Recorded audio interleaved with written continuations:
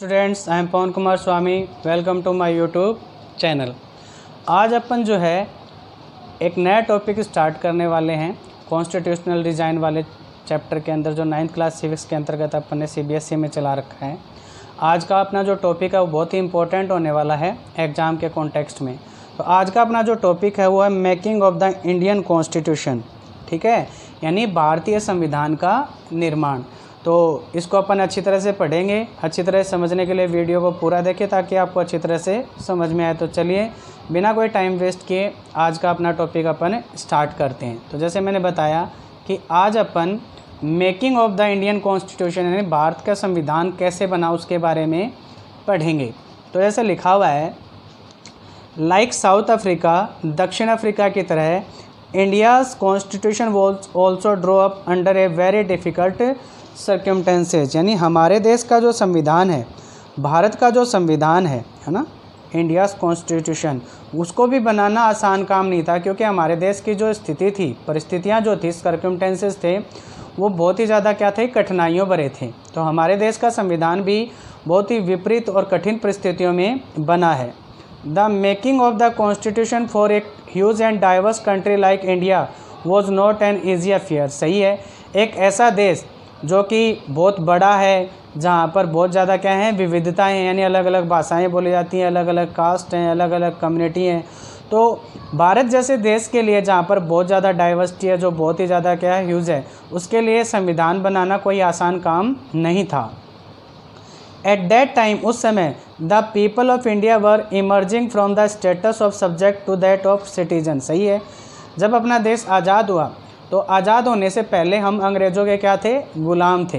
तो उस जैसे देश आज़ाद हुआ तो हमारे देश के जो लोग थे, जो पहले गुलाम थे, यानी गुलाम की हैसियत से देश में रहते थे, अब वो गुलाम ना होकर किस रूप में मतलब कि अपनी आइडेंटिटी प्राप्त कर रहे थे, नागरिक के रूप में, है ना। यानी वो अब गुलाम नहीं थे, वो अब इस देश के क्या थे, नागरिक थे। The country was born through a partition on the basis of religious differences. सही है, हमारे जो देश है, हमारे देश आज़ाद हुआ, एक अलग देश बना, लेकिन उससे पहले एक धर्म के आधार पर हमारे देश का क्या हो गया, विभाजन हो गया। हम सभी को पता है, जिस वजह से एक तरफ इंडिया बना और एक तरफ पाकिस्तान। तो क्या कह रहा है, this was a traumatic experience for the people of India and Pakistan.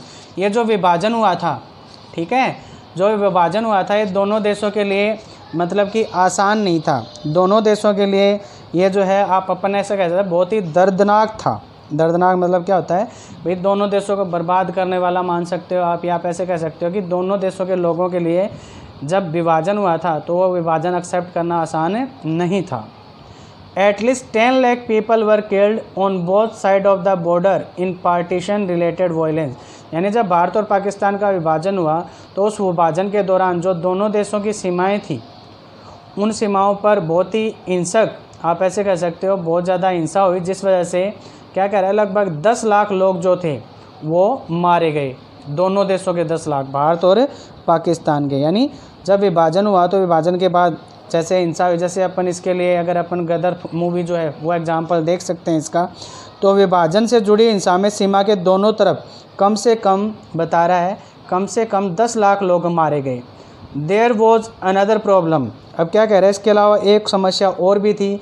The British had left it to the rulers of the princely state to decide whether they wanted to merge with India or with Pakistan or remain independent। इसका मतलब क्या हो गया, अंग्रेज जाते जाते भी, जो कहते हैं ना, खाई खोद गए, खाई खोदने वाले जाते जाते भी एक समस्या छोड़कर चले गए। क्या, यहाँ के जो स्थानीय शासक थे भारत के, वो सारा का सारा उनके ऊपर छोड़ के चले गए, है ना। रूलर्स ऑफ द, जिनको अपन रजवाड़े भी कहते हैं, अलग छोटे छोटे राज्य थे, सारी जिम्मेदारी उनके ऊपर सोच गए, भैया आपको निर्णय करना है कि आप भारत में मिलना चाहते हो या पाकिस्तान में, या अपना अलग स्वतंत्र राज्य रखना चाहते हो या स्वतंत्र देश बनाना चाहते हो। The merger of these princely states was a difficult and uncertain task. सही है, तो क्या कह रहा है कि ये जो रजवाड़े थे, जिनको ब्रिटिशर्स उनके ऊपर ही जिम्मेदारी छोड़ गए, भारत में मिलना है पाकिस्तान में, तो इनको देश में मिलाना कोई आसान काम नहीं था। यानी ये बहुत ही कठिन कार्य, कठिन और अनिश्चित कार्य था ये, ठीक है, हमारे देश के नेताओं के लिए।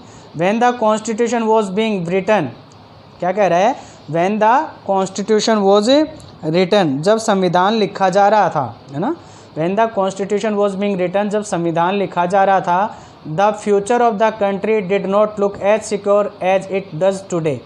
तो उस समय हमारे देश का भविष्य जो है वो उतना सुरक्षित नज़र नहीं आ रहा था जितना कि आज आता है। मतलब उस समय हमारे देश का जो भविष्य है वो अंधकार में लग रहा था कि आगे क्या होगा। The makers of the constitution had anxieties about the present and the future of the country. हमारे देश के जो संविधान निर्माता थे, ठीक है, उनके मन में बहुत सारी चिंताएं थी किसके बारे में, जब संविधान बन रहा था उस समय देश की स्थिति के बारे में, और साथ ही साथ देश का आने वाला भविष्य कैसा होगा। बात समझ में आ गई, आई कि नहीं आई। यानी जब हमारे जो संविधान, जो लोग हमारा संविधान बना रहे थे या जो लिख रहे थे, तो उस समय देश का भविष्य अपन बता रहे हैं कि भैया हमारा जितना आज सुरक्षित नज़र आ रहा है हमारे देश का भविष्य, उस समय ऐसा नज़र नहीं आ रहा था। ठीक है, क्यों? क्योंकि उस समय जब ये संविधान बन रहा था तो लोगों, संविधान निर्माताओं को लगता था कि भाई आगे क्या होगा, संविधान जो अपन बना रहे हैं क्या देश के लोगों के द्वारा इसको मान्य किया जाएगा, या मतलब बहुत सारी उनके मन में क्या थी, दुविधाएं थी, चिंताएं थी।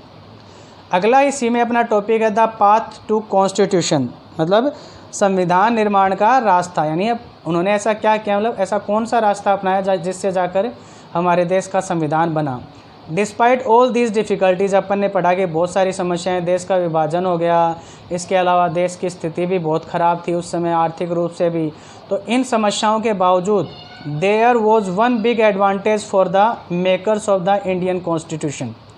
इन सभी समस्याओं के बावजूद हमारे देश के जो संविधान निर्माता थे उनके पास एक बहुत ही बिग एडवांटेज थी। बिग एडवांटेज का मतलब क्या हो गया, यानी उनका मतलब एक पक्ष ऐसा था जो उनके पक्ष में था। बात समझ में आई कि नहीं आई बात। यानी ये सारी डिफ़िकल्टीज़ होने के बावजूद एक एडवांटेज था हमारे देश के संविधान निर्माताओं के पास। वो कौन सा था, जैसे अपन दक्षिण अफ्रीका में देखा अपन ने कि जब दक्षिण अफ्रीका आज़ाद हुआ तो आज़ाद होने के बाद अंग्रेज़ जो थे वहीं बस गए, वहाँ से गए नहीं। तो वही चीज़ है, अनलाइक साउथ अफ्रीका, दक्षिण अफ्रीका के विपरीत, they did not have to create a consensus about what a democratic India should look like. यानी उन्हें किसी के साथ सहमति बताने की ज़रूरत, किन्हीं के साथ सहमत होने की ज़रूरत नहीं थी कि भाई लोकतांत्रिक भारत जो है वो कैसा होना चाहिए। क्योंकि हमारे देश के अंदर जैसे हमारा देश आज़ाद हुआ, आज़ाद होने के बाद अंग्रेज़ जो थे वो हमारे देश को क्या करके छोड़कर चले गए थे। जबकि दक्षिण अफ्रीका के अंदर क्या हुआ था, दक्षिण अफ्रीका के अंदर अपन ने देखा कि जो वाइट थे, जो गोरे लोग थे, वो भारत में ही बस गए थे। ठीक है, आगे much of this consensus had evolve during the freedom struggle. क्या कह रहा है, साथ ही साथ कह रहा है कि सारी बातें जो है, जो ये सहमति जो थी लोगों के साथ कि भाई संविधान ऐसा होना चाहिए, डेमोक्रेटिक इंडिया ऐसा होना चाहिए, इन चीज़ों के ऊपर सहमति जब हमारे देश को आज़ाद कराने के लिए स्ट्रगल चल रहा था, उसी समय इन सभी चीज़ों के ऊपर सहमति बन चुकी थी कि लोकतांत्रिक यानी डेमोक्रेटिक इंडिया ऐसे होगा और उसका संविधान ऐसा होना चाहिए। और national movement was not merely A struggle against a foreign rule. हमारे देश के अंदर जो राष्ट्रीय आंदोलन हुए थे, जितने भी देश को आज़ाद कराने के लिए जो संघर्ष हुए थे, वो केवल स्ट्रगल नहीं थे, केवल स्ट्रगल यानी संघर्ष ही नहीं थे। किसके खिलाफ? विदेशी शासन के खिलाफ। It was also a struggle to regenerate our country and to transform our society and politics। बल्कि ये स्ट्रगल किसके खिलाफ था?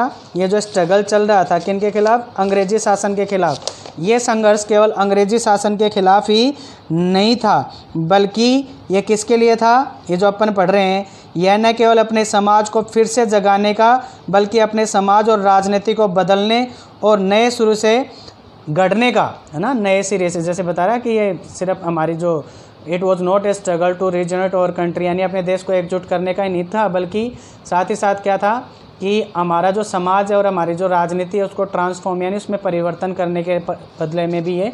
क्योंकि पहले हम अंग्रेज़ों के गुलाम थे तो हमारा समाज उसी प्रकार का था।